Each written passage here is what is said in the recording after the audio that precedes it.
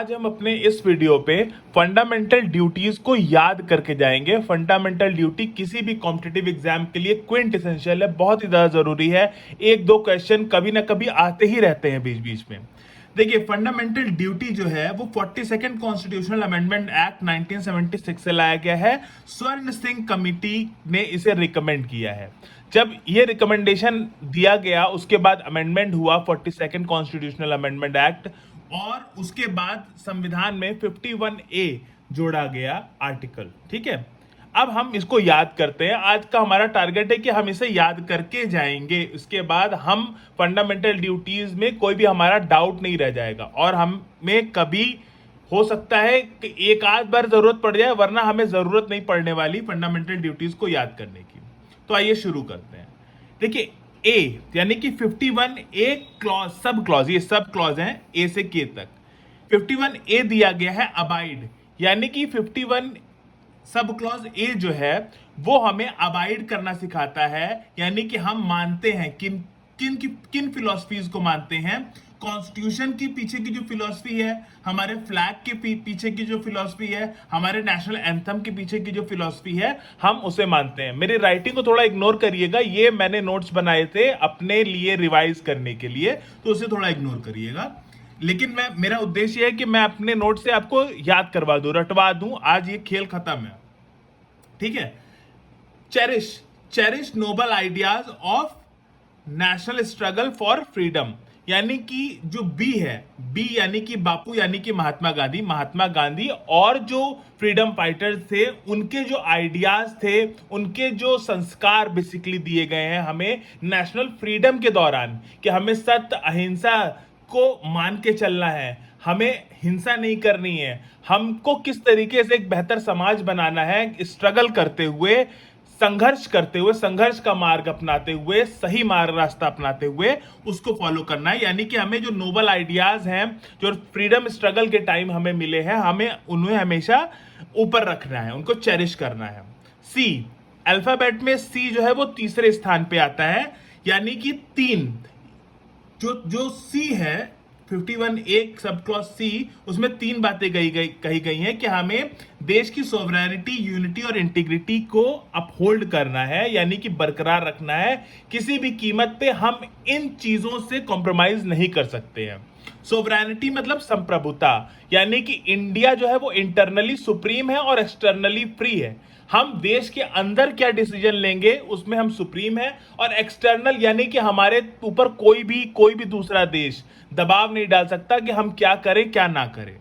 Unity, हमें एकता बनाई रखनी है आपस में, और इंटेग्रिटी यानी कि हम जो राज्य है हमारे, वो इधर उधर ना हो, जो इतनी मुश्किल से जोड़े गए हैं सरदार वल्लभ भाई पटेल के संघर्षों के द्वारा, तो वो एक रहे, हम इंटीग्रिटी बनाए रखें अपनी। ठीक है। डी से हम डिफेंस याद रखेंगे, यानी कि देश को जब कभी भी जरूरत होगी नेशनल सर्विस की, तो हम आगे बढ़कर के अपनी नेशनल सर्विस देंगे।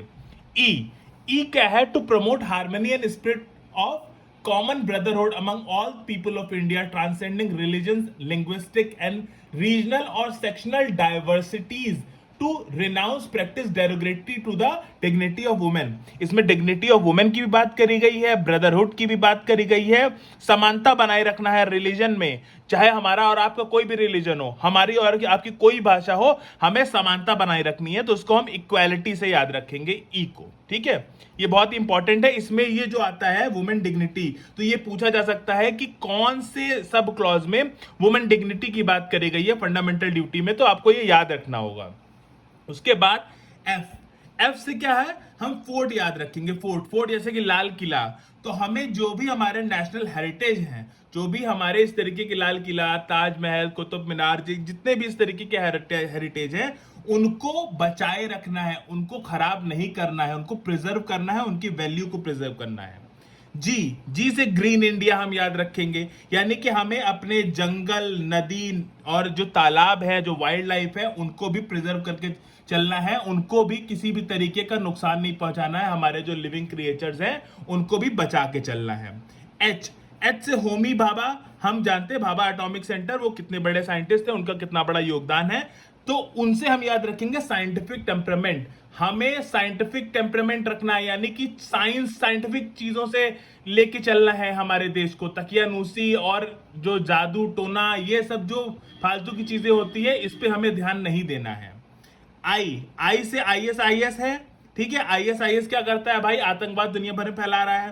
तो आई से ISIS को अगर हम याद रखने के लिए, पब्लिक प्रॉपर्टी एब्जॉर वायलेंस, यानी कि हमें वायलेंस को दूर रखना है, हमें वायलेंस का सहारा नहीं लेना है और अपनी पब्लिक प्रॉपर्टी को हमेशा बचाना है। जैसे सरकारी बसों को कभी हमें वायलेंस का सहारा लेके हमें उन्हें जलाना नहीं है, हमें किसी भी दीवार, किसी भी स्कूल को, किसी भी यूनिवर्सिटी को क्षतिग्रस्त नहीं करना है, बर्बाद नहीं करना है।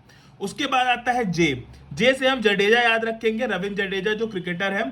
तो जे जो है, जे वाला जो सब क्लॉज है वो ये बताता है कि हमें हर स्फेयर में, हर जगह, मतलब चाहे वो एजुकेशन हो, चाहे वो स्पोर्ट्स हो, चाहे वो पॉलिटिक्स हो, हर जगह ह्यूमैनिटी हो, कोई भी स्फेयर हो, उसमें हमें अपना बढ़ चढ़ के योगदान देना है और उसमें एक्सीलेंस प्राप्त करनी है, ताकि हमारा देश जो है वो बहुत उच्चतम स्तरों को छू सके। के यानी कि नॉलेज, नॉलेज से हमें याद रखना है कि जो पेरेंट्स की जिम्मेदारी है, गार्जियन की जिम्मेदारी है कि अपने बच्चों को बेसिक एजुकेशन प्रोवाइड करें 6 से लेकर के 14 ईयर की एज के बीच में। इसको बाद में जोड़ा गया था 86 कॉन्स्टिट्यूशनल अमेंडमेंट एक्ट से 2002 में, ठीक है। तो आई होप कि आपको ये फंडामेंटल ड्यूटीज याद हो गए होंगे। एक बात और, जापान ही ऐसा देश है इंडिया के बाद जहां पर फंडामेंटल ड्यूटीज है जिनके संविधान में, अदरवाइज उनके अलावा और कहीं भी फंडामेंटल ड्यूटीज का जिक्र नहीं है दुनिया के और किसी संविधान में। हमारे क्या है और जापान में है। तो आई होप आपको याद हो गए